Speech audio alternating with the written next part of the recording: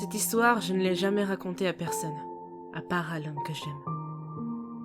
C'était quelque chose que je vivais depuis mes 5 ans, et dont j'avais toujours gardé le secret. Parce que, je ne sais pas, j'ai toujours eu peur qu'on me l'enlève. Que si j'en parlais, ça n'arriverait plus. Tous les 25 décembre depuis maintenant 19 ans, je vais dans la forêt pour rencontrer un ami. Cela faisait maintenant 2 ans que j'étais avec mon petit ami, et on allait passer notre premier Noël ensemble. La première année, nous n'avons pas pu le passer ensemble. Mais cette année, j'avais envie de lui faire le plus beau des cadeaux. Il n'allait pas en revenir. J'espère juste que tout se passerait bien. Il me prit dans ses bras et me fit danser près de la cheminée, sous le regard d'Oreo, qui essayait encore de monter sur le dos d'Orphée, une feuille de salade à la bouche. Toujours en train de manger ce glouton. Nous nous regardions amoureusement. On avait passé tellement d'épreuves que d'être enfin seuls, rien que tous les deux pour le 25 décembre, nous dérangeait absolument pas. Mon cœur, tu es ravissante dans cette robe. Tu me le dis depuis que je la porte. Crois-moi, le message est bien passé. Mais tu rougis encore. Depuis tout à l'heure, tu ne devrais pas y être habitué. Ou alors, peut-être souhaites-tu que je dise encore et encore comme à quel point je t'aime. Il se pencha sur moi et embrassa mon nez sans me quitter des yeux. Je me suis mise à rire sous ses mains qui me caressaient les hanches, et je me suis cachée dans son cou gênée. Oui, il suffit d'un rien, je crains les chatouilles. C'est bon, je t'assure, j'ai compris. Arrête s'il te plaît, tu me chatouilles. Il s'arrêta puis il prit mon visage pour m'embrasser. Quand nous entendions un petit boum, juste à côté de nous. C'était Oreo, qui était encore tombé du dos d'Orphée. Il n'abandonne jamais. À chaque fois qu'il tombait, il se relevait et retentait le coup. Un vrai petit cascadeur, ce lapin. Tu crois qu'il va y arriver un jour ? À force, c'est certain. C'est un dur à cuire. Je ris et regardais l'heure sur la pendule. Chérie, ça te dit une balade dans la forêt ? J'ai quelque chose à te montrer. Bien sûr. Mettons quelque chose de chaud.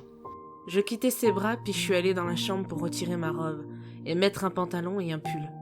Il neigeait dehors. Hors de question de sortir en tenue de Mère Noël. Je l'ai rejoint dans le salon et pris mon manteau et mon écharpe, puis nous sommes sortis.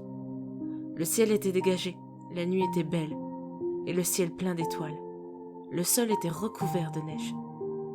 Sous ce magnifique décor, il me prit la main et nous avons commencé à marcher. C'est beau, tu ne trouves pas ? Bien sûr que ça l'est, mais pas autant que toi, mon cœur. Arrête à la fin ! Non, je ne cesserai jamais de dire la vérité, ma chère, que ça te plaise ou non. Oh, t'es agaçant ! Mais c'est pour ça que tu m'aimes, n'est-ce pas? Il m'embrassa la main avec un sourire satisfait. Je soupire agacé, mais je finis par lui sourire en retour. J'ai vraiment du mal avec les compliments et les mots doux. Et quand ça vient de lui, je perds tous mes moyens. Je suis vraiment folle amoureuse de lui. Et il l'a bien compris. Et par chance pour moi, cet amour est réciproque. Nous nous enfonçons toujours plus dans la forêt quand nous arrivons enfin là où je voulais qu'on soit. Un magnifique coin de la forêt, où il y avait un ruisseau. Et la lumière de la lune nous éclairait de toute sa pureté. Ici, ce sera parfait. Parfait pourquoi? Je lâchais sa main et je marchais lentement dans la neige, les mains croisées dans le dos, et je regardais le ciel étoilé. Tu te souviens, je t'ai raconté que j'avais un ami qui m'était très cher et que je voyais qu'une fois par an.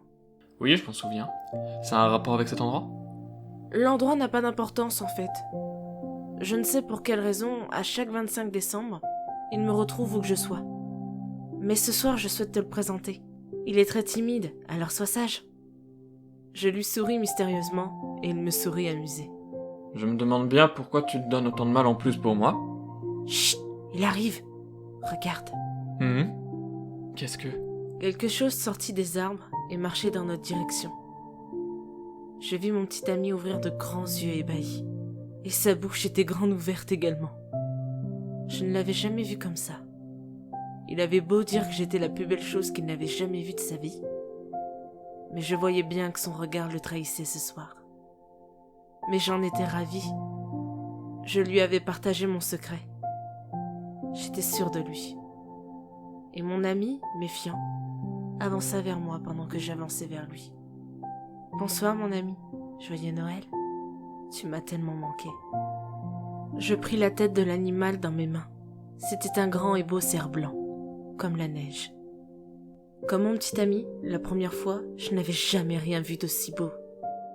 Le cerf se laissa câliner, puis je lui déposai un baiser sur sa fourrure blanche avant de me tourner vers l'homme de ma vie et de lui tendre la main.